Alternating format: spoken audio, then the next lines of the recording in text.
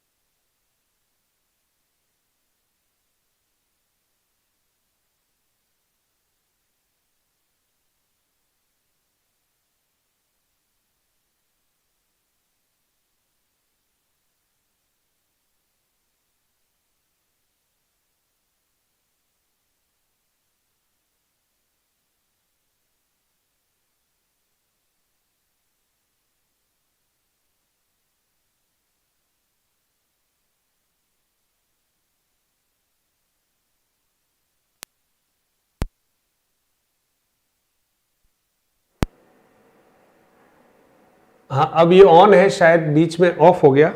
अब मेरे हिसाब से आ रही, हेलो, हाँ अब आ रही है, बहुत ज्यादा आ रही है मेरे हिसाब से। हेलो, ठीक है, ठीक है, ठीक है, ठीक है। चलिए दोस्तों, शुरुआत करते हैं क्लास की। हाँ, अब आवाज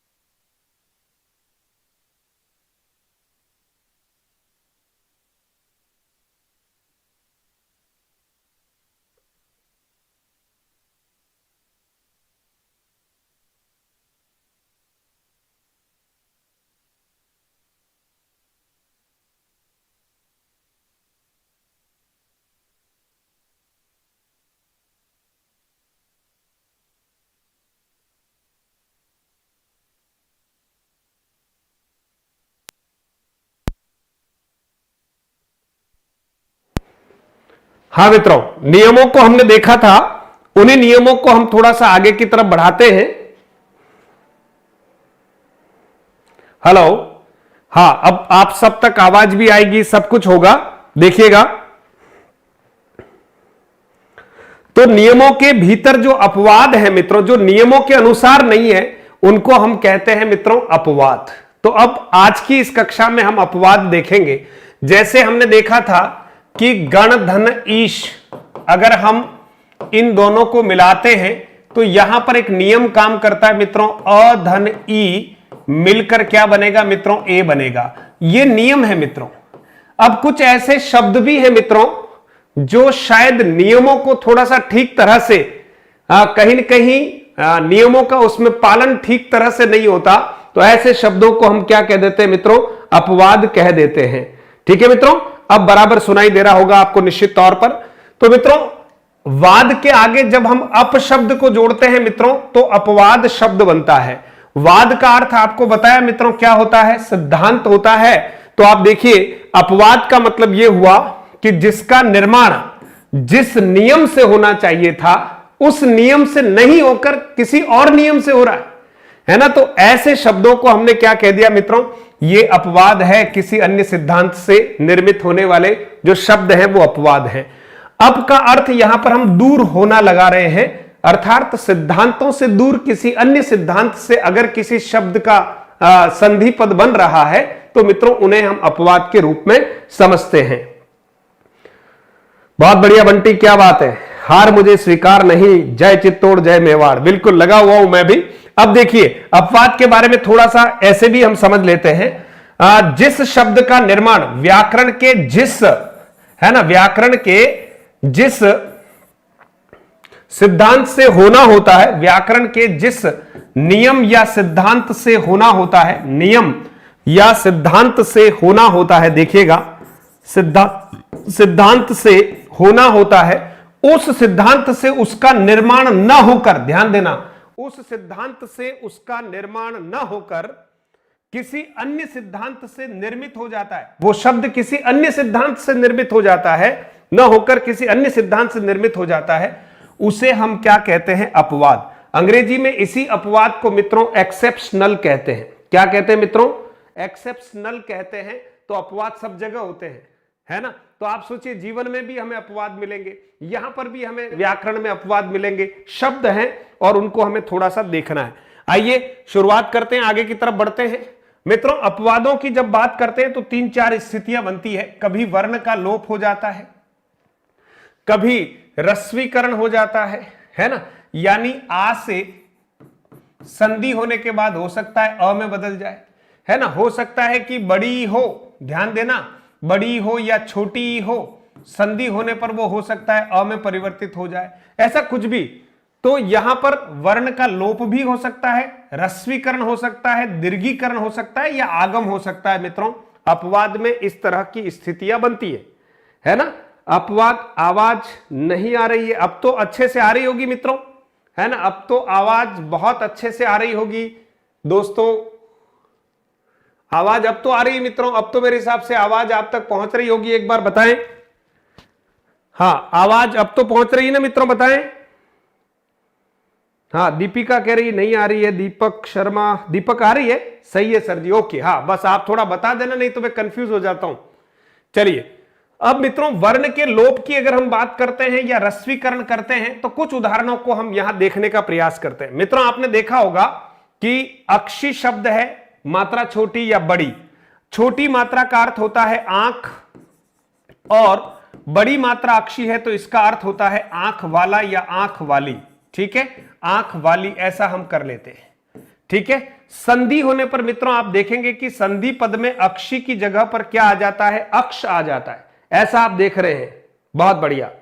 चलिए अब आप देखेंगे उदाहरण के तौर पर, जैसे सहस्त्र धन अक्षी है, प्रतिधन अक्षी है। आप चाहें तो अक्षी ऐसे भी लिख सकते हैं, अगर आंख वाले की बात नहीं कर रहे हैं और केवल आंख की बात कर रहे हैं तो अक्षी ऐसे भी लिखा जा सकता है, कोई दिक्कत नहीं है। ठीक है, प्रतिधन अक्षी करते हैं तो शब्द बनता है मित्रों प्रत्यक्ष, है ना। और यह सहस्त्राक्ष शब्द बनता है, सहस्त्राक्ष शब्द बनता है। यह वास्तव में देखा जाए तो दीर्घ संधि का उदाहरण है, और यह देखा जाए तो यण संधि का उदाहरण है। लेकिन मित्रों इसमें नियम का पूरा पूरा पालन नहीं हो रहा है, वास्तव में कुछ न कुछ अपवाद स्वरूप स्थिति भी बनती है। और वो अपवाद स्वरूप स्थिति क्या बनती है कि अक्षी की जगह हमने क्या कर दिया, अक्ष कर दिया। ये थोड़ा सा अपवाद स्वरूप है, केवल समझना है। लेकिन मुख्य विकार जो है वो दीर्घ संधि के अनुसार हो रहा है, इसलिए इसको दीर्घ संधि का ही उदाहरण मान रहे हैं। और इसमें मुख्य रूप से जो विकार है वो यण संधि के अनुसार हो रहा है, इसलिए इसको उदाहरण तो यण संधि का ही मान रहे हैं। ठीक है मित्रों, फिर आप देखेंगे मित्रों जैसे रात्रि शब्द है, आप समझना बात को, जैसे रात्रि शब्द है, रात्रि शब्द संधि होने के बाद आप देखेंगे रात्र बन जाता है द्वितीय पद में। ठीक है, जैसे नवधन रात्रि को अगर हम जोड़ते हैं मित्रों तो नवरात्र शब्द जो है वो व्याकरण की दृष्टि से बिल्कुल सही है। हम कई बार नवरात्रि ऐसा बोल लेते हैं या लिख लेते हैं, ये व्याकरण की दृष्टि से ठीक नहीं है मित्रों। फिर आप देखेंगे दिवाधन रात्रि अगर हम करते हैं मित्रों तो जो संधि पद बनता है वो दिवारात्र है ना। तो दिवाधन रात्रि दिवारात्र है मित्रों, आप देखिएगा, है ना। और ये सब संधि के अपवाद के रूप में ध्यान रखना। यहां वर्णों में यहां यूं सीधे सीधे कोई विकार नहीं हो रहा है, लेकिन यहां पर आप देखेंगे ई की जगह अ का एक प्रकार से आगम हो रहा है। पंचधन रात्रि है मित्रों, तो ये पंच रात्र बनता है, इनको संधि के अपवादों के अंतर्गत गिना जाता है। बहुत ज्यादा इस चैप्टर को लेकर दुखी नहीं होना है, कुछ उदाहरणों को ध्यान में रखना है, कभी आते हैं तो इसी में से रिपीट हो जाते हैं, है ना, इसलिए बहुत ज्यादा दुखी नहीं होना है। बहुत बढ़िया मित्रों, अब आप देखिए अहन धन निशा, आप देखते हैं व्यंजन संधि का उदाहरण है अहन धन निशा, तो यहां पर अहर निश बनता है, यानी निशा से क्या बन गया मित्रों, निशा से यहां पर क्या बन गया, निश बन गया मित्रों। इस बात का भी आपको ध्यान रखना है, अपवाद स्वरूप है लेकिन व्यंजन संधि का उदाहरण है। ऐसे कुछ नियमों से हटकर कुछ और हो जाता है मित्रों, नियम का पूरा पूरा पालन वहां नहीं होता है, उनको हम थोड़ा अपवाद स्वरूप मानते हैं। अहन धन रात्रि व्यंजन संधि का उदाहरण है मित्रों, लेकिन जब इसको मिलाते हैं तो अहोरात्र बनता है। रात्रि में ई था, रात्र में त्र में अ है। बस ये आपको थोड़ा सा समझाना चाह रहा था। ठीक है मित्रों, अब और देखिएगा आगे हम ऐसे मिली जुली बात करेंगे। आप देखेंगे जैसे आभा शब्द है, तो आप देखेंगे संधि होने के बाद ये आभ आ की जगह अ हो जाएगा, है ना। तो आप देखेंगे कहीं ना कहीं क्या हुआ, रस्वीकरण हो गया। आ जो दीर्घ था उसकी जगह रस्वीकरण हो गया, तो आ की जगह अ हो गया। ऐसा होता है अपवादों में। जैसे स्वर्ण धन आभा है तो स्वर्णाभ हो गया। मित्रों ये उदाहरण दीर्घ संधि का ही है, लेकिन थोड़ा अपवाद स्वरूप है, इसलिए कोई संधि पूछे तो कौन सी है, तो दीर्घ संधि ही है।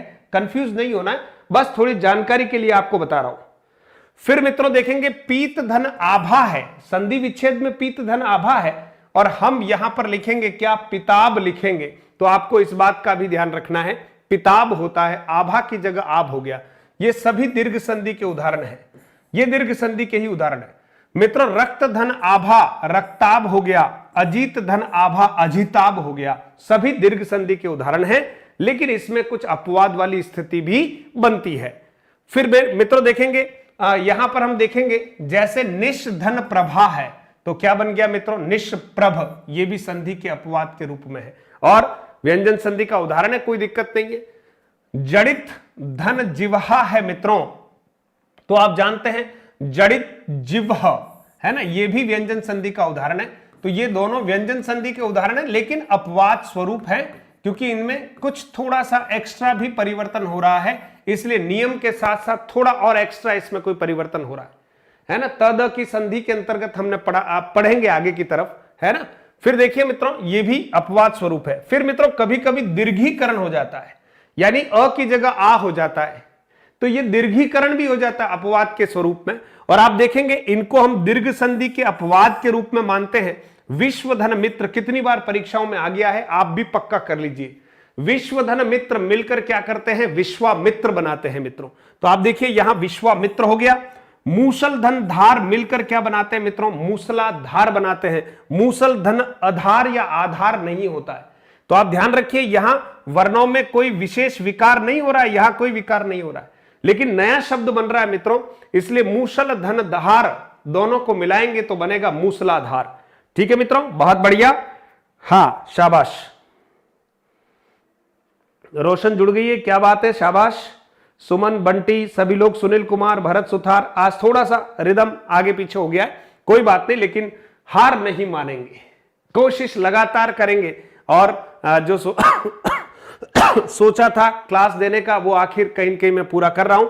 उत्तर धन खंड मित्रों, आप देखते हैं या र में अ है, लेकिन दीर्घीकरण हो जाएगा तो ये किस में बदल जाएगा मित्रों, आ में बदल जाएगा, और उत्तर की जगह हम क्या लिखेंगे, उत्तरा लिखेंगे, उत्तराखंड हो जाता है मित्रों। इसीलिए धम और धम दो शब्द हैं, इन दोनों को मिलाएंगे तो यहां दीर्घीकरण हो जाएगा, यानी म में अ है तो आ जाएगा, और यहां शब्द बनेगा धमाधम। क्या बनेगा मित्रों, धमाधम बनेगा। इधर सट और इधर भी सट है, और यहां आप देखोगे तो क्या बनेगा, सटा सट बन जाएगा। तो आप देख सकते हैं उत्तराखंड, धमाधम, सटा सट, ये कुछ उदाहरण हैं मित्रों, बहुत बढ़िया। अब आप देखिए, और ज्यादा नियमों के गहरे में आपको नहीं ले जाना चाहता, नहीं तो क्या होगा, डूब जाओगे, और मैं नहीं चाहता मेरे बच्चे डूबे, है ना, तैर जाएं और परीक्षा उपयोगी काम हो जाए। फिर देखिए रात और रात को मिलाएंगे मित्रों, यहां भी एक प्रकार से दीर्घीकरण हो गया है, बहुवचन नहीं किया, रातों रात, है ना, रातों रात का अर्थ रात ही रात में है, बहुवचन नहीं किया है, दीर्घीकरण कर लिया है। तो रात और रात को मिलाएंगे तो रातों रात है, यहां कहीं ना कहीं आगम वाली स्थिति भी हो गई है, ओ का आगम हो गया है ना, किसी न किसी तरह से। यथाधन इच्छा होता है मित्रों, और बन गया यथेच्छ, तो आप जानते हैं ये गुण संधि का ही उदाहरण है, गुण संधि का ही उदाहरण है, लेकिन अपवाद स्वरूप है कि आ की जगह यहां पर अ आ गया है, इसलिए यथा धन इच्छा क्या करेंगे मित्रों, यथेच्छ कर देंगे। ठीक है मित्रों, बहुत बढ़िया। हंसा मीना कह रही सर थैंक्स। चलिए फिर देखिए मित्रों, प्र में अगर भू दोनों को जोड़ते हैं तो प्रभु बनता है, ये ठीक है, लेकिन यहां प्रभु धन दयाल जोड़ेंगे मित्रों तो प्रभु दयाल में यहां देखिएगा ऊ बड़ा हो जाएगा, दीर्घीकरण हो गया है, यहां दीर्घीकरण हो गया है मित्रों, दीर्घीकरण हो गया है। ठीक है, ध्यान रखिएगा, जैसे विश्वधन मित्र है ना, वैसे ही दीर्घीकरण हो गया है, तो प्रभु दयाल आ जाए तो ऐसे लिखना है, ध्यान देना। फिर मित्रों प्र और ऊह जब हम जोड़ते हैं तो प्रोह बनता है, दो मात्राएं, है ना, वृद्धि का आदेश होता है मित्रों, है ना, वृद्धि का एकादेश होता है। प्रधन उड़, यहां पर भी वृद्धि का एकादेश होता है। आप देखेंगे कि यहां ये और ये दोनों नियमानुसार अधन उ मिल रहा है, तो ये तो गुण संधि के अनुसार मिल रहे हैं, लेकिन संधि होने पर वृद्धि का एकादेश होता है, यानी एक मात्रा और बढ़ जाती है। नियमानुसार तो ये ओ बनना चाहिए, लेकिन ओ की जगह ये बन क्या रहा है, औ बन रहा है। और मित्रों हम शब्द को पहचानते हैं परिणाम के आधार पर, इसलिए संधि विच्छेद करते हैं और संधि बनाते हैं तो गुण संधि के अनुसार संधि बन रही है, लेकिन संधि होने पर एक मात्रा की वृद्धि का आदेश हो जाता है, इसलिए उसको वृद्धि संधि का ही उदाहरण मानेंगे। इसलिए आप समझिए प्रधन ऊह, प्रोह में कौन सी संधि है तो आपको बताना वृद्धि संधि है, याद रखिएगा। प्रधन उड़ में कौन सी संधि है तो वृद्धि संधि है। है ना। और प्रधन उड़ी में कौन सी संधि है, प्रौढ़ी है, तो वृद्धि संधि है। इसी तरह से उदाहरण देखिए, स्वधन इरिणी, स्वैरिणी शब्द है, इसका अर्थ होता है स्वेच्छाचारिणी स्त्री या नदी, है ना। स्वधन इरिणी आप देखेंगे तो स्वैरिणी हो गया मित्रों, इसमें भी एक वृद्धि का आदेश हो गया है, यह भी वृद्धि संधि का उदाहरण है ना। फिर देखिए स्वधन इर, है ना, स्वधन इरह, तो स्वैर शब्द बनता है, वृद्धि का आदेश हो गया। और स्वैर का अर्थ होता है इच्छानुसार गमन, स्वैर का अर्थ होता है इच्छा अनुसार गमन। इसी तरह से मित्रों स्व में अगर इरी जोड़ देते हैं तो स्वैरी शब्द बनता है, और स्वैरी का अर्थ होता है इच्छानुसार गमन करने वाला पुरुष, और स्वैरिणी का मतलब होता है इच्छानुसार गमन करने वाली स्त्री। इसका अर्थ यह हुआ कि स्वैरी का अगर लिंग विपरीत लिंग देखें तो स्वैरिणी होता है। स्वैरिणी नदी के लिए भी आता है और स्वेच्छाचारिणी स्त्री के लिए भी आता है, जो अपनी इच्छा के अनुसार चलती है। फिर बात करते हैं मित्रों अक्ष धन उहिनी। आप देखिए अक्ष शब्द में अ है और इधर उ है, और यहां वृद्धि का एकादेश होता है, यानी अक्षोहिणी बन जाता है। यह भी वृद्धि संधि का ही उदाहरण मानेंगे। इसी तरह से मित्रों दंत्य और औष्ठ्य को जब जोड़ते हैं तो दंत्योष्ठ बनता है, यह भी हम वृद्धि संधि का ही उदाहरण मानेंगे। इधर आप देखें स्व के साथ, ध्यान देना, स्व के साथ अगर इर, इरी और इरिणी आने पर वृद्धि एकादेश अय किया जाता है, वृद्धि एकादेश अय किया जाता है, इसलिए मात्राएं दो होती है। और जहां मात्राओं में वृद्धि हो रही है मित्रों, वहां संधि के नाम पर हम वृद्धि संधि कहेंगे। शॉर्टकट में आप समझे, शॉर्टकट में आप समझे मैनरा जी, ऑफलाइन में कोई पेपर वगैरह नहीं है, ऑनलाइन टेस्ट सीरीज हम लॉन्च करने का प्रयास कर रहे हैं, देखिए एक आध दिन में हो जाए, है ना, तो आएगा। अभी 10 एक बार हम 5-6 मॉडल पेपर डाल रहे हैं, फिर साथ में उसमें टॉपिक वाइज भी प्रश्न ऐड करते जाएंगे। समय का मामला थोड़ा ऐसे ही चल रहा है ना, और व्यस्तताएं ऑफिशियल भी बहुत चल रही है, इसलिए थोड़ा दिक्कत आ रही है मुझे भी, लेकिन फिर भी टेस्ट सीरीज आप तक पहुंचाऊंगा, जिनकी इच्छा होगी वो लेना। अच्छा, मंजू झाट कह रही है कि कुशलपुरा से हूं, बहुत बढ़िया मंजू, स्वागत है। जोधा नगरी से शशिकला जुड़ गई है, नमस्ते। अब देखिए मित्रों ये वाली बात समझ में आ गई। कुल मिला के आप ये ध्यान रखिएगा, प्रधन ऊह, प्रधन उड़, प्रधन उड़ी, है ना, स्वधन इरिणी, स्वधन इरह, या स्वधन इर आ जाए, स्वधन इरी, अक्षधन उहिनी, सारे ही उदाहरण जो हैं किसके हैं, वृद्धि संधि के हैं। ये पक्का दिमाग में कर लेना, क्योंकि वृद्धि एकादेश अय किया जाता है, इसलिए जहां वृद्धि का एकादेश हो जाता है उसमें संधि वृद्धि ही मानेंगे। ठीक है मित्रों, और देखिए आगे बढ़ते हैं। अधर धन ओष्ठ, मित्रों यहां पर ध्यान देना, वैसे इसको पररूप संधि भी कहते हैं, पररूप संधि, या फिर मित्रों इसमें आप देखोगे तो वृद्धि संधि भी माना जाता है, वृद्धि संधि भी माना जाता है। तो ये जो शब्द है वैसे परीक्षाओं में नहीं आए तो ठीक है ना, क्योंकि इनको लेकर बहुत सारे मत मतांतर है, लेकिन फिर भी अगर हम देखें कि यहां अधरोष्ठ में ओ अगर बना हुआ है तो परिणाम गुण संधि के अनुसार आया है, तो हम इसको गुण का उदाहरण मानेंगे, प्राथमिकता गुण को देंगे। बिंब धन ओष्ठ है मित्रों, बिंबोष्ठ है, तो आप देखिए यहां वृद्धि होनी चाहिए थी लेकिन वृद्धि नहीं है ना, वृद्धि नहीं हुई है, तो इसको गुण संधि मानेंगे। दंत्य धन ओष्ठ है मित्रों, दंत्योष्ठ है, गुण संधि, प्राथमिकता गुण संधि को देनी है। और अगर इसको इस रूप में लिखें, इसको इस रूप में भी लिख सकते हैं, बिंबोष्ठ, मित्रों आप सोचिए तो ये वृद्धि संधि है। तो इन शब्दों में अगर हम देखें मित्रों तो गुण संधि भी है और वृद्धि संधि भी है, दोनों ही संधियां होती है, लेकिन इस रूप को देखने पर आप प्राथमिकता किसको दे देंगे, गुण संधि को। निम्न प्लस ओष्ठ निम्नोष्ठ होता है, यह गुण संधि हो जाएगा। फिर मित्रों एक बहुत महत्वपूर्ण बात जो है वो यहां पर आप और देख लीजिएगा, ये मैं समझा रहा हूं आपको कि कुछ शब्द है जहां अर की जगह आर हो जाता है। आप जानते हैं अर किस में आता है, गुण संधि में आता है, जब री से ऋषि, है ना, और आ प्लस री से ऋषि होता है, तो आप देखते हैं कि क्या बन जाता है, अर बन जाता है। लेकिन कुछ उदाहरणों में अर की जगह क्या बन रहा है, आर बन रहा है, तो उनको भी हम वृद्धि का मान लेते हैं। कैसे देखिएगा, यहां पर आप बात को समझें। वत्सतर, कंबल, वसन, ऋण, 10 ये 6 शब्द हैं।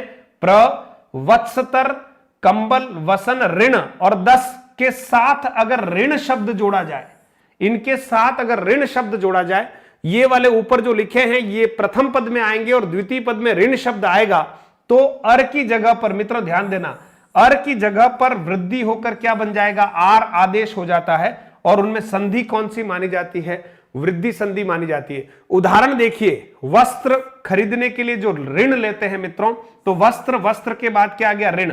अब ये वसन या वस्त्र एक ही बात है, ठीक है। तो वस्त्रार्ण हो गया मित्रों, इसको वृद्धि संधि का उदाहरण मानेंगे अपवाद स्वरूप। कंबल धन ऋण, कंबल खरीदने के लिए लिया गया ऋण, कंबलार्ण, है ना, ये भी वृद्धि संधि में आएगा। ऋण धन ऋण हो मित्रों, ऋणार्ण होता है, ये भी वृद्धि संधि में आएगा। प्रधन ऋण होता है मित्रों, प्रार्ण बनता है, इसको भी हम वृद्धि संधि में रखेंगे। और वसन खरीदने के लिए जो ऋण लेते हैं मित्रों, वो है वसनार्ण, इसको भी हम वृद्धि संधि में ही लेते हैं। इन उदाहरणों पर आप ध्यान दीजिएगा। बहुत बढ़िया, गुड इवनिंग सभी को। और अब हम आगे बढ़ते हैं। आप उदाहरणों पर पक्का ध्यान रखिएगा, ज्यादा आपको चिंता नहीं करनी है, उदाहरणों पर आप ध्यान रखिएगा। फिर मित्रों और कुछ प्रमुख अपवाद हैं, ठीक है, उनको सीधे सीधे हमें दिमाग में बिठाना है, ज्यादा उस नियमों के चक्कर में नहीं पड़ रहे हैं। आप देखिए, पतंजलि शब्द है, संधि विच्छेद पतत धन अंजलि। अगर पूछ ले पतंजलि शब्द का सही संधि विच्छेद है मित्रों, तो हमें पतत धन अंजलि करना है। नियम पूरा पूरा इसमें नहीं लग रहा है। फिर देखिए मित्रों, मनीष शब्द है, तो मनस धन ईश करना है। क्या करना है, मनस धन ईश करना है। शब्द है मनीषा, तो मनस धन ईशा करना है। वैसे इसको व्यंजन लोप संधि के अंतर्गत मानते हैं, तो इसको व्यंजन संधि का उदाहरण हम मान सकते हैं, अपवाद स्वरूप भी है, ये व्यंजन संधि का उदाहरण है। फिर मित्रों सारंग शब्द है, तो सार धन अंग, इसका संधि विच्छेद है। शकंधु शब्द है, तो शक धन अंधु करना है। अपंग शब्द है मित्रों, तो ये अपवाद स्वरूप है। अप धन अंग, अंग से जो रहित है, दिव्यांग है, उनको हम अपंग बोलते हैं। संधि विच्छेद ऐसे ही करना है। लेकिन मित्रों इससे मिलता जुलता मनीषी शब्द की बात करें मित्रों, तो ये मनस धन ईशी होता है। मनस धन ईशी, ये भी व्यंजन संधि का उदाहरण है, बिल्कुल। मनीषा, मनीष, मनीषी, ऐसा। फिर मित्रों यहां अपांग शब्द है, अपांग। अपांग का अर्थ होता है आंख की कोर, है ना, आंख की जो कोर है ना, जो पलके हैं, उसको अपांग बोलते हैं। अपांग का संधि विच्छेद अपधन अंग होता है, और ये अपवाद स्वरूप नहीं होकर दीर्घ संधि का ही उदाहरण है। ध्यान देना, ये दीर्घ संधि का उदाहरण है। ये इसलिए यहां पर लिखा कि अपंग का संधि विच्छेद भी अपधन अंग है और अपांग का संधि विच्छेद भी अपधन अंग है, तो कहीं कंफ्यूज नहीं हो, एक अपवाद स्वरूप है और एक बिल्कुल सही है। बहुत बढ़िया। आगे देखिए, करकंधु शब्द है, तो कर्क धन अंधु होता है। फिर सीमंत शब्द है मित्रों, सीम धन अंत होता है। सीमांत शब्द नहीं बन रहा है, ध्यान देना, सीम धन अंत है ना। और सीमांत शब्द करेंगे तो सीमा धन अंत है, वो दीर्घ संधि का प्रॉपर है, ये अपवाद है। मार्तंड शब्द है मित्रों, तो इसका संधि विच्छेद करते हैं मार्त धन अंड। मृत धन अंड भी कहीं कहीं हमें मिलता है, लेकिन हम मार्त धन अंड को प्रायोरिटी देते हुए चलेंगे।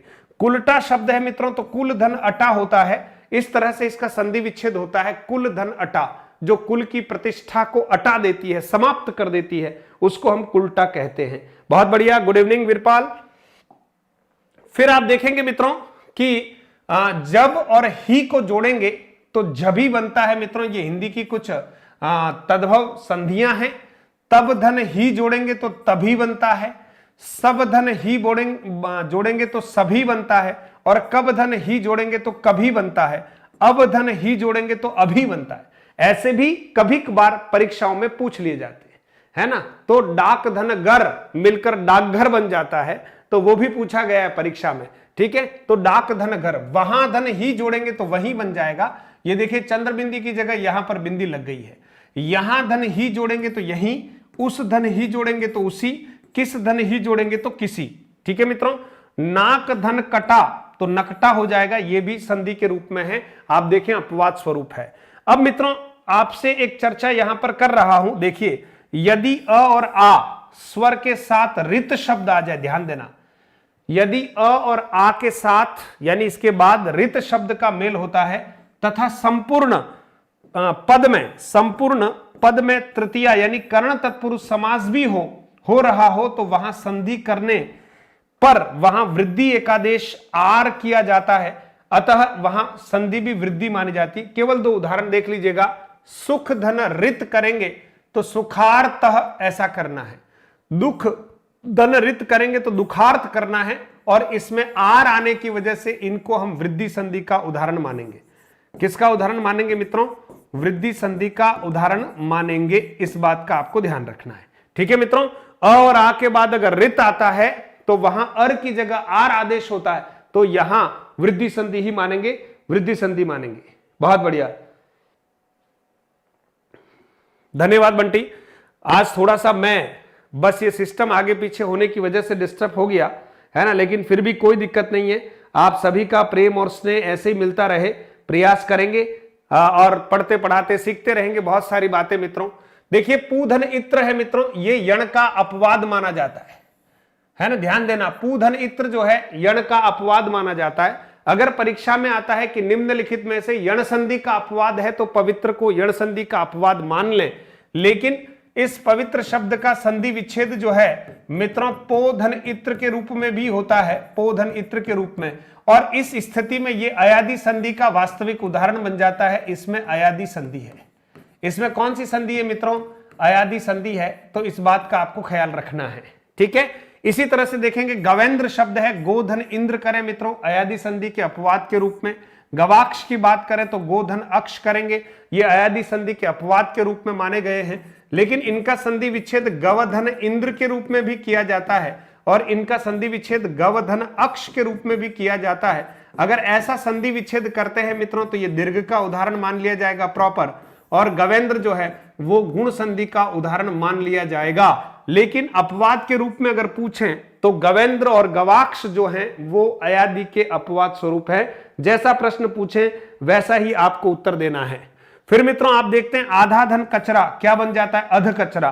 8 धन वारा क्या बन जाता है? अठवारा बन जाता है। इसी तरह के कुछ और शब्द हम देखेंगे, जैसे हाथ धन लेवा।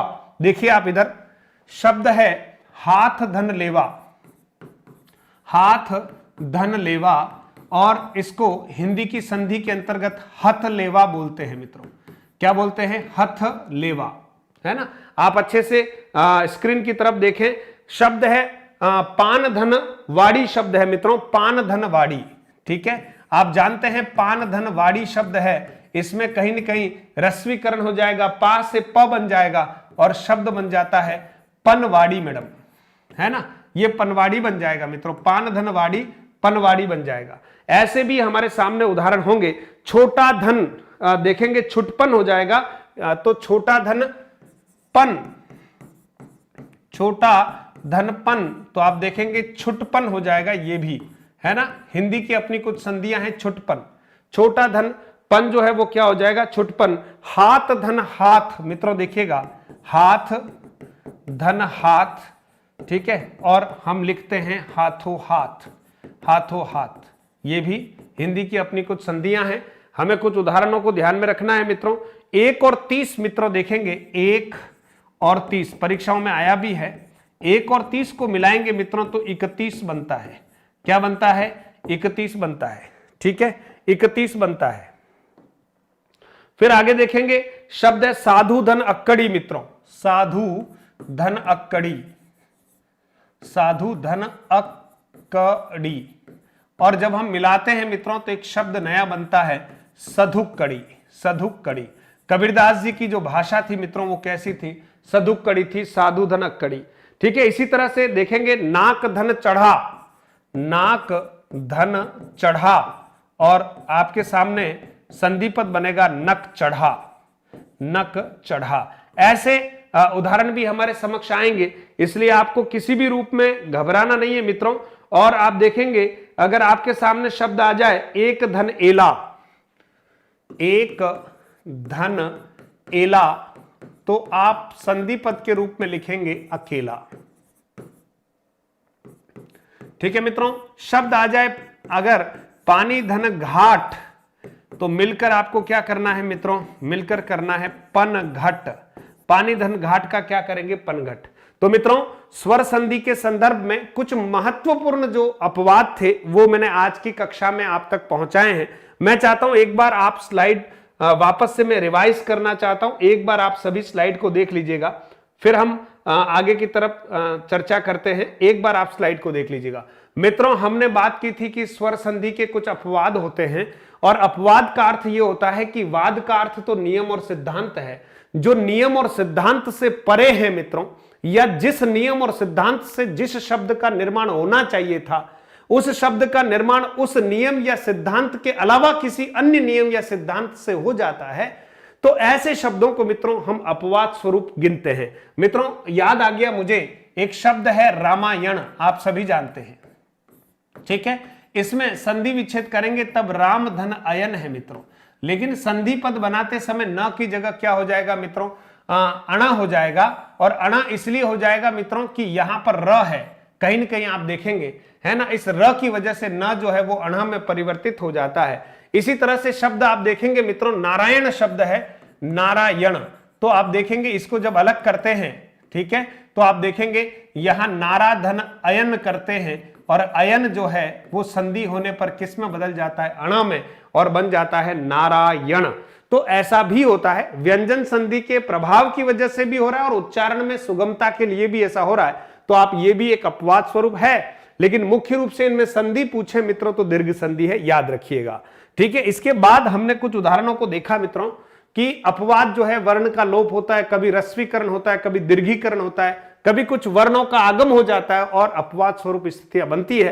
तो हमने कुछ शब्दों के साथ चर्चा की है, आप देख सकते हैं सभी शब्द मूल रूप से ये दीर्घ संधि के भी हैं, लेकिन अपवाद भी इसमें कुछ है, क्योंकि आ की जगह अ हो रहा है, जैसे स्वर्ण धन आभा स्वर्णाभ। आपको जब संधि विच्छेद करने के लिए कहा जाए कि स्वर्णाभ का सही संधि विच्छेद कीजिए, तो आपको ऐसा ही करना है, आपको स्वर्ण धन आभा लिखना है स्वर्णाभ का संधि विच्छेद के रूप में, ठीक है मित्रों। फिर विश्व प्लस मित्र बहुत महत्वपूर्ण है, और परीक्षा के दृष्टिकोण से तो ये परीक्षा में आया हुआ है, मोस्ट है, ध्यान रखिएगा।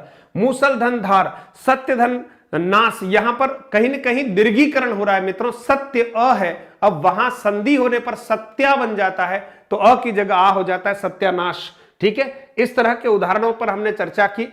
प्रभु दयाल आपको याद रखना है, दीर्घीकरण के तहत मात्रा बड़ी हो जाती है। और ये जो देख रहे हैं प्रधन उ, प्रधन उड़, प्रधन उड़ी, स्वरिणी वगैरह, ये सभी जो है मित्रों किसके उदाहरण है, वृद्धि संधि के उदाहरण है, आपको याद रखना है। और स्व के साथ इर, इरी, इरिणी आने पर एकादेश अय हो जाता है, और जब अय हो जाता है तो वो वृद्धि संधि के उदाहरण माने जाएंगे।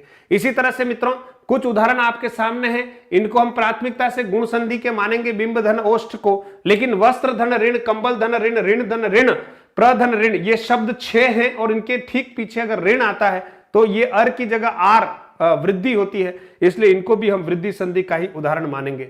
इसके अलावा कुछ ऐसे ही शब्द आपके सामने रखे हैं, इनको भी आपको ध्यान में रखना है मित्रों। और साथ ही साथ कुछ शब्द आपके सामने हैं, इन सब शब्दों का ध्यान रखते हुए आपको आगे की तरफ बढ़ना है मित्रों। आज की कक्षा का ये जो पूरा पीडीएफ है वो हम टेलीग्राम चैनल में डालेंगे मित्रों, और अभी विशेष रूप से सेकंड ग्रेड वाले मित्रों के लिए ऑफर चल रहा है, तो जिन जिन मित्रों की इच्छा है वो जरूर इस ऑफर से जुड़ सकते हैं।